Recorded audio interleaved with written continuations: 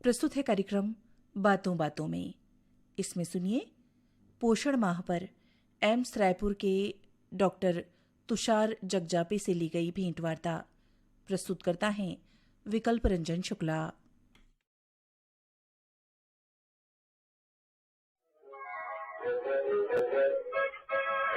श्रोताओं नमस्कार। समसामयिक विषयों पर आधारित हमारे साप्ताहिक कार्यक्रम बातों बातों में के आज के अंक के साथ मैं विकल्प शुक्ला। श्रोताओं, बच्चों में कुपोषण और खून की कमी को दूर करने के उद्देश्य से इन दिनों देश भर में राष्ट्रीय पोषण माह के तहत विशेष अभियान चलाया जा रहा है। 30 सितंबर तक चलने वाले इस अभियान के तहत इस बार संपूर्ण स्तनपान और ऊपरी आहार के जरिए बच्चों में कुपोषण और खून की कमी दूर करने के प्रयास किए जा रहे हैं। इस अभियान में अधिक से अधिक बच्चों और शिशुवती माताओं को जोड़ने के लिए स्वस्थ बालक स्पर्धा, पोषण भी पढ़ाई भी और मिशन लाइफ जैसी गतिविधियां आयोजित की जा रही हैं। इस वर्ष पोषण माह का उद्देश्य है जीवन चक्र दृष्टिकोण के माध्यम से कुपोषण से व्यापक रूप से निपटना। श्रोताओं, आज पोषण संबंधी विभिन्न पहलुओं पर बात करने के लिए हमारे साथ हैं अखिल भारतीय आयुर्विज्ञान संस्थान एम्स रायपुर के शिशु रोग विभाग में additional professor doctor Tushar Jagjape. Doctor Tushar, Akashvani समाचार के इस कार्यक्रम में हम आपका हार्दिक स्वागत करते हैं। धन्यवाद। डॉक्टर तुषार, जैसा कि अभी हम अपने श्रोताओं को बता रहे थे कि ये पोषण माह चलाया जा रहा है, इसका व्यापक रूप से उद्देश्य क्या है? जैसे कि आप जानते हैं, भारत आज की सबसे बड़ी जनसंख्या वाला देश है जी और एक उभरती हुई आर्थिक शक्ति भी है। जी लेकिन आपको जान के हैरानी होगी कि भारत में कुपोषण का स्तर बहुत ज्यादा है। जी पूरे दुनिया के जितने भी कुपोषित लोग हैं उसमें से लगभग 1/3 लोग भारत में रहते हैं। जी और ये जो दर है, ये हमारे जो बच्चे हैं यानी आने वाले जो नागरिक है उनमें बहुत ज्यादा है। जी 5 साल से कम उम्र के बच्चे, जी इनमें कुपोषण बहुत ज्यादा है। जी एनीमिया का प्रमाण बहुत ज्यादा है। 50% से ज्यादा बच्चे, गर्भवती स्त्रियां और माताएं जी और किशोर अवस्था के जो बच्चे हैं जी वो एनीमिया से ग्रसित है। जी तो इन सब की वजह से हमारे जो शरीर है या बच्चों का शरीर है और बड़े लोगों में जो काम करने की क्षमता है, ये सभी पर असर पड़ता है। जी सर। बीमारियां बार बार होती है और थकावट आ जाती है। इस वजह से अगर हमें हमारे देश को आगे और भी प्रगतिशील करना है तो जी हमारा जो बच्चे है या हमारा जो भविष्य का जो आने वाला यूथ है वो हेल्दी होना चाहिए। और यही हेल्थी बच्चे आगे जाके और भी हमारे लिए देश को और आगे बढ़ाएंगे।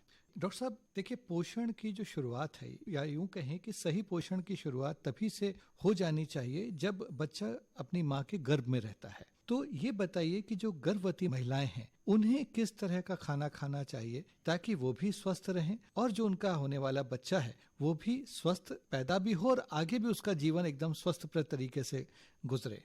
मैं तो ये कहूंगा कि गर्भ से पहले भी जी। पोषण की तैयारी अच्छी होनी चाहिए। अच्छा। यानी कि जो स्त्रियां या लड़कियां जो शादीशुदा है या शादी होने वाली है जी या जो आगे जाके माताएं बनने वाली है, जी उनका पोषण सही होना चाहिए। जी खास करके जो 15 से 19 साल के बच्चे या जो हम एडोलसेंट एज ग्रुप में लड़कियां कहते हैं, जी उनमें अगर पोषण सही हो, जी उनमें अगर खून की कमी या एनीमिया नहीं हो, जी तो एक स्वस्थ माता ही स्वस्थ बच्चे को जन्म दे सकती है। बिल्कुल। तो उसकी तैयारी एकदम शुरुआत से इस एज से ही होनी चाहिए। जी एक बार गर्भधारण होने के बाद जी माता को बच्चे मतलब गर्भ के ग्रोथ के लिए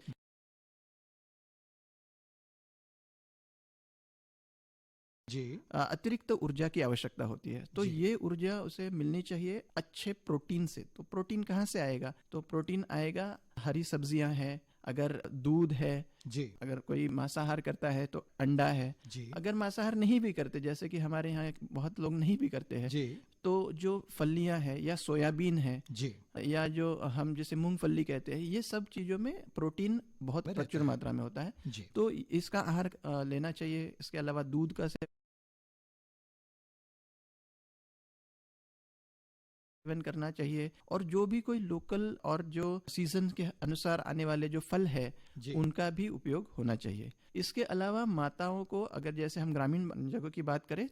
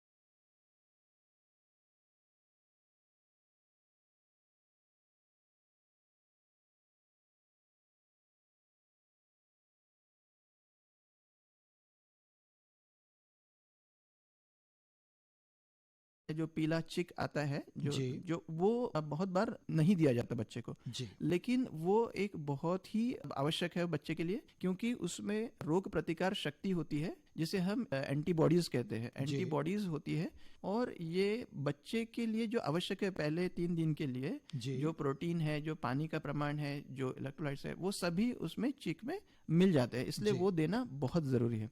जी। उसके साथ साथ पहले 6 महीने में सिर्फ और सिर्फ बच्चे को माँ का दूध ही देना है, जी। ना गर्मी का मौसम आया तो पानी देना है, ऐसा बिल्कुल नहीं है। जी। जैसे बहुत बार हमें पूछा जाता है कि डॉक्टर साहब यहाँ बहुत गर्मी है, अभी गर्मी का सीजन है, तो क्या हम बच्चे को थोड़ा पानी दे सकते हैं? तो उसके लिए बच्चे को पानी देने की आवश्यकता नहीं है, क्योंकि माँ के दूध में लगभग 80% 90% तक के पानी होता है, जी। और बस इतना है कि बार बार बच्चे को दूध पिलाते रहना है। जी। 6 महीने के बाद लेकिन माँ का दूध बच्चे के लिए उतना, बच्चे के जो शरीर का जो ग्रोथ है जी। या उसके जो आवश्यकता है उसके लिए पूरा नहीं होता है। तो माँ के दूध के अलावा अभी बच्चे को हम बोलते हैं कि सप्लीमेंट्री या कॉम्प्लीमेंट्री डाइट शुरू करना चाहिए, जी। जिसमें मोस्टली ये होता है कि जो भी लोकल एरिया में जो भी खाने की चीजें हैं या जो हमारे परिवार में जो बनता है, खाया जाता है, जी। उसी को बच्चे के लिए एक ऐसी कंसिस्टेंसी, मतलब उसका घोल बना के बच्चे को दिया जा सकता है। किस तो तरह की चीजें, हाँ। मतलब जैसे जो इस समय हमारे श्रोता कई ग्रामीण इलाकों में भी हैं, तो जो आसानी से उपलब्ध हो, जो सस्ती हो, जो सहज रूप से उनके लिए उपलब्ध हो, वो कौन कौन सी चीजें हो सकती हैं जो एकदम एक छोटे बच्चे को दी जा सकती हैं, 6 माह के बच्चे को?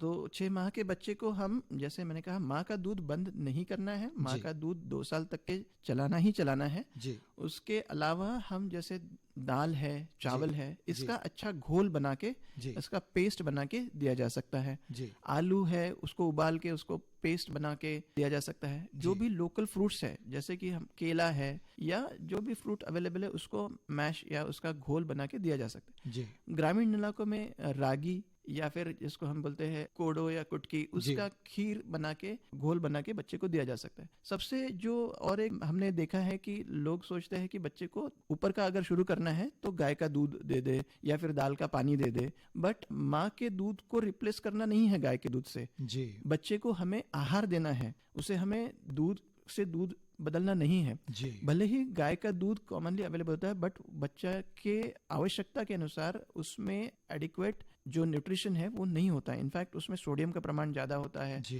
उससे खून की कमी हो सकती है। तो माँ के दूध को गाय के दूध से रिप्लेस नहीं करना है, हमें बच्चे को सॉलिड आहार देना है, मतलब जैसे कि दाल का पेस्ट देना है, दाल का पानी नहीं देना है। जी। चावल का पेस्ट देना है, चावल का पानी नहीं देना है। जी। और उसमें थोड़ा स्वाद अनुसार थोड़ा सा नमक या गुड़, शक्कर मैं नहीं कहूंगा, गुड़ डालेंगे तो ज्यादा बेहतर है, जी। क्योंकि गुड़ में आयरन का प्रमाण भी ज्यादा होता है। जी। साथ ही साथ 6 महीने के बाद बच्चे को रूटीनली भी आयरन सप्लीमेंटेशन, यानी ऊपर से आयरन का जो दवा है वो देना आवश्यक होता है, क्योंकि उससे बच्चे के दिमाग का विकास अच्छा होता है। जी। और दूसरी बात, बहुत से लोग, ग्रामीण माताएं भी बिस्किट्स दे देती है। जी। तो बिस्किट देना ठीक तो है, लेकिन क्या होता है कि बिस्किट में एक तो जैसे मैदे के होते हैं, तो वो डाइजेस्ट होने के लिए उतने अच्छे नहीं होते। जी। और माँ को लगता है एक बिस्किट दे दिया बस हो गया बच्चे का खाना, तो जी। उसको जो एडिक्वेट आहार पोषण मिलना चाहिए वो नहीं मिल पाता है। दूसरा एक और प्रॉब्लम हम हमेशा देखते हैं कि माँ बोलती है मेरा बच्चा कुछ खाता ही नहीं है, उल्टी कर देता है। जी। तो अगर घोल सही नहीं हो, थोड़ा सा गाढ़ा गाढ़ा हो, बच्चे को निगलने में दिक्कत हो रही हो, तो बहुत बार बच्चे उल्टी कर देते हैं। जी। या फिर अगर सही समय पे शुरू ना किए, जैसे 6 महीने के बाद अगर शुरू नहीं किया जाए जी। और 9 महीने 10 महीने में शुरू, तब भी बच्चा वो आहार नहीं लेता है जी। और उल्टी कर देता है। जी। तो हम कहते हैं कि बच्चे को बार बार कोशिश करिए, कम से कम 10 बार कोशिश करिए। 10 बार के बाद भी नहीं ले रहा है तो कुछ और ट्राई करिए। जी। इसमें स्वाद का डेवलपमेंट होता है, तो अलग अलग जो भी उसको स्वाद का ये देंगे। और फिर फ्रूट्स भी दिए जा सकते हैं, फ्रूट जूसेस नहीं, फ्रूट दिए जा सकते हैं। और मार्केट में मिलने वाले जूसेस तो बिल्कुल भी नहीं देना है। क्यों? क्योंकि उसमें आर्टिफिशियल स्वीटनर्स होते हैं और बहुत सारे केमिकल्स होते हैं। ज्यादा स्वीटनर्स से या कार्बोहाइड्रेट से आगे जाके मोटापा हो सकता है। अच्छा। इसलिए ये चीजें अवॉइड करनी चाहिए। डॉक्टर साहब, अभी आपने जो मोटापे की बात की, तो यहाँ पे हम बात कर रहे हैं पौष्टिक भोजन की, पोषण आहार की, संतुलित भोजन की। लेकिन कई बार ये भी देखा जाता है कि जैसे बच्चा थोड़ा बड़ा हो रहा है, 1 साल 2 साल का, 3 साल का, तो जो माता पिता है उनको लगता है कि मैंने कितना ज्यादा खिला दें इसे और पता नहीं क्या क्या खिला दें ताकि ये बहुत ही हष्ट पुष्ट हो जाए। तो वो संतुलित आहार और अतिरिक्त आहार जो है उसमें वो भेद नहीं कर पाते हैं। ये भी थोड़ा बताइए कि संतुलित बिल्कुल आहार जरूरी है। बिल्कुल सही, ये बहुत ही इंपॉर्टेंट पॉइंट मुझे लगता है आपने उठाया है। जी क्योंकि अगर आप देखेंगे पहले 6 माह में बच्चा एकदम धष्ट पुष्ट दिखता है, जी जैसे हम बोलते हैं ऐसा गोलू मोलू। गोलू मोलू दिखता है। लेकिन आगे के 6 माह में वो उतना गोलू मोलू नहीं दिखता है। जी तो अगर हम देखेंगे कि बच्चे का जो ग्रोथ का रेट है जी वो पहले 6 महीने में बहुत फास्ट होता है। जन्म के वजन से लगभग दुगना वजन 5 महीने में हो जाता है, जी लेकिन उसके बाद वजन बढ़ने का रेट कम है। जी तो और जैसे बच्चा एक्टिविटी बढ़ जाती है, उसके दिमाग का विकास होता रहता है, वो अलग अलग चीजों को एक्सप्लोर करता है। जी 1 साल का बच्चा चलने फिरने लगता है और वो अलग अलग वातावरण को एक्सप्लोर करता है। जी तो उसका जो खाने का रिक्वायरमेंट है वो थोड़ा सा कम हो जाता है एज कम्पेयर टू पहले, क्योंकि उसका बढ़ने का रेट ही कम हो गया। जी लेकिन इसका मतलब ये नहीं कि उसे बिल्कुल भी नहीं खिलाया जाए, पर उसे थोड़ा थोड़ा जैसे उसका रिक्वायरमेंट है उस हिसाब से खेल खेल में खिलाया जा सकता है, जबरदस्ती नहीं करना है। जी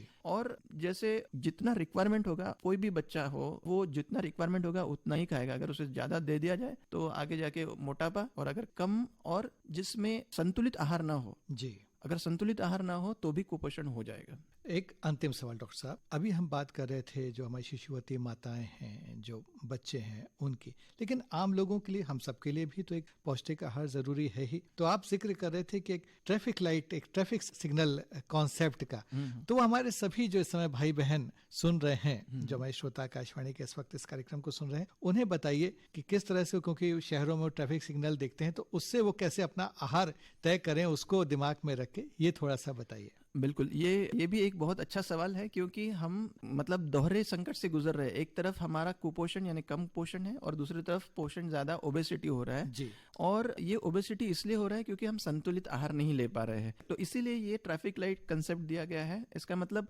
जैसे कि ट्रैफिक हरा सिग्नल, तो हरा सिग्नल में ऐसे आहार होगा जिसमें बहुत ज्यादा शुगर नहीं हो, बहुत ज्यादा फैट्स नहीं हो, कैलोरी डेंस हो, और उसमें जो विटामिन मिनरल्स है उसका प्रमाण ज्यादा हो। इसमें कौन कौन से आहार आएंगे? ऐसे में आते हैं जैसे हमारी सब्जियां, हरी सब्जियां आती है, जी और जो भी फ्रूट्स अवेलेबल है वो सभी फ्रूट्स आते हैं। दूसरा एक कंसेप्ट में कि कुछ भी चीज ऐसा गर्म या ठंडा नहीं है। जैसे लोग कहते हैं केला खाना है ठंडा है, अंडा खा लिया गर्म है, ऐसा कुछ जी। नहीं होता। जो जैसा सीजन हिसाब है उस हिसाब से जो मिल जाए, फ्रूट्स सभी अच्छे हैं। जी दूसरा होता है येलो मतलब ये अपने आहार में होना चाहिए पर बहुत ज्यादा नहीं। जैसे कि इसमें आता है आपका डेयरी प्रोडक्ट्स, जैसे हम पनीर कहेंगे, या फिर जो हमारा अनाज है, रोटी है, चावल है, इसका बहुत ज्यादा प्रमाण नहीं होगा, मध्यम प्रमाण होगा, क्योंकि ये कैलोरीज आपको देगा। और अगर नॉनवेज खाते हैं तो फैट फ्री मीट ये उसमें आता है। जी और ये हम येलो मतलब मध्यम इसमें खाना है। और जी। जो जिसको अवॉइड करना है या बहुत रेयरली खाना है, उसमें आते हैं जो भी आपका फ्राइड है, फ्राइड जी। प्रोडक्ट्स, या फिर जो बना बनाया प्रोडक्ट्स है, या जूसेस है, या जिसमें मीठा शुगर बहुत ज्यादा है, चॉकलेट्स, कोको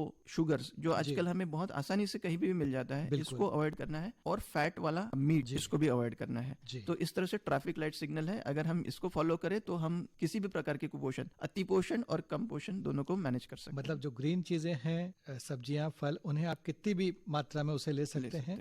जो येलो जो बताया आपने, जो हमारे डेयरी प्रोडक्ट हैं, दूध वाले जो उत्पाद हैं, उन्हें संतुलित, या अनाज को भी संतुलित मात्रा में लेना है। और जो आपने रेड कहा है, रेड मीट हो गया,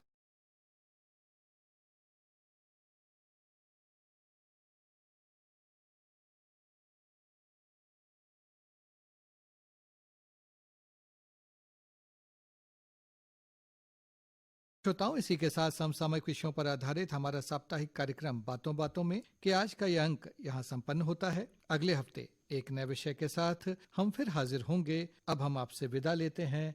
नमस्कार।